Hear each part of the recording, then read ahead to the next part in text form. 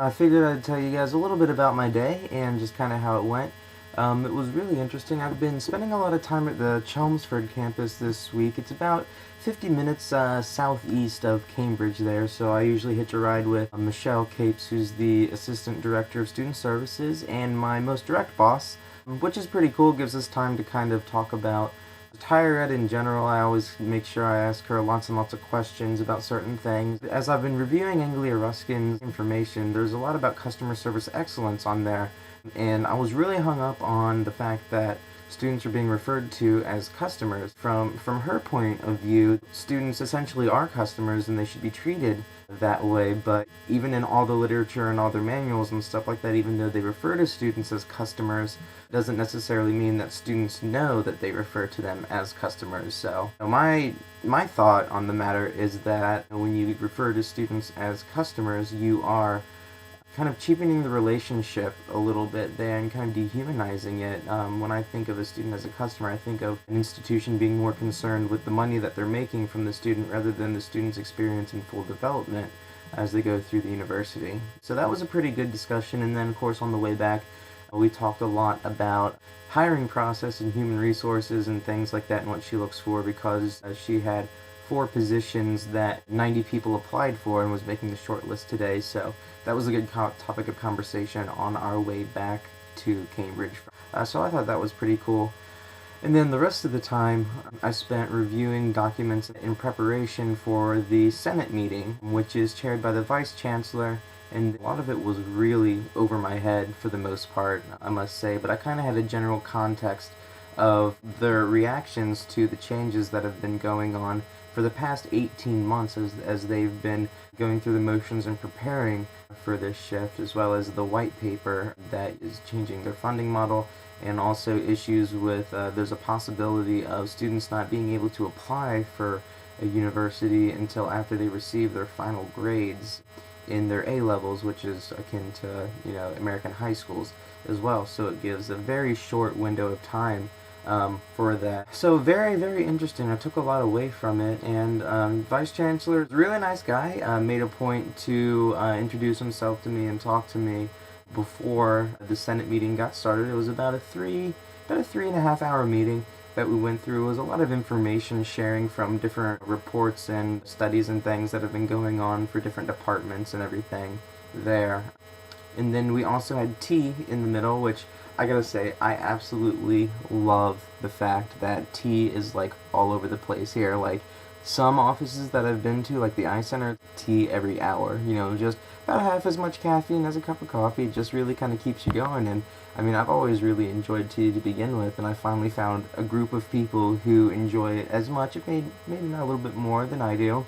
Anyway, back to the Senate meeting. During tea, it was interesting to talk about some of the completion rates of different programs, and I talked to the Vice Chancellor about how, I feel that these quantitative methods of kind of evaluating students aren't the best way to gauge the knowledge that actually has been gained by the students, and that it's pretty much up to the professor to create the assessments for students to test their knowledge. And even though students may study and study, they may not study the stuff that's on the test, so they may have a great deal of knowledge about something, but their marks and their indications of passing may not reflect that accurately.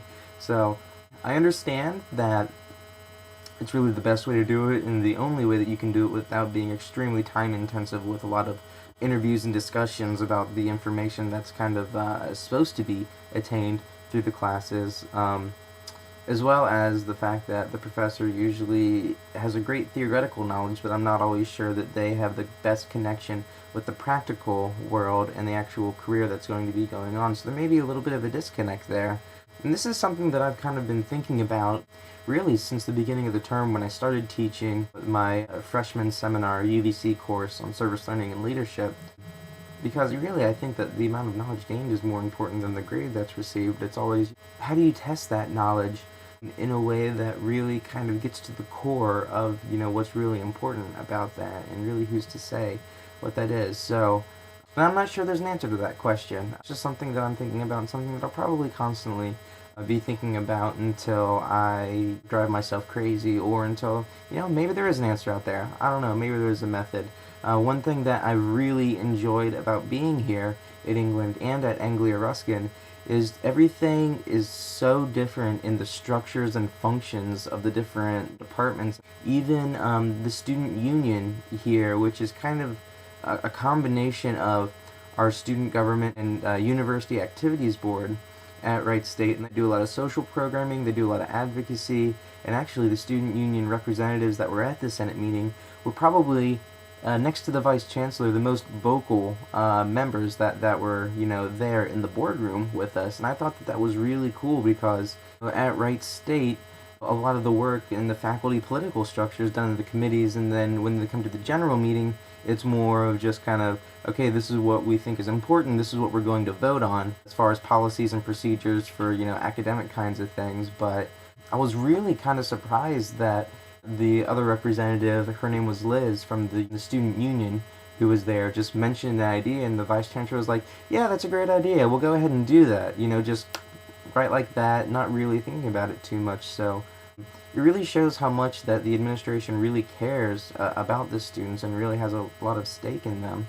Student services at Anglia Ruskin is in a really good spot. When I came here, I was under the impression that they needed particular amount of guidance or something, but they are set up really, really good. It's just different a little bit, and the process that's taken 30, 40 years in the States is just starting now here in the UK. So it'll be interesting to see how it happens over the next year or so.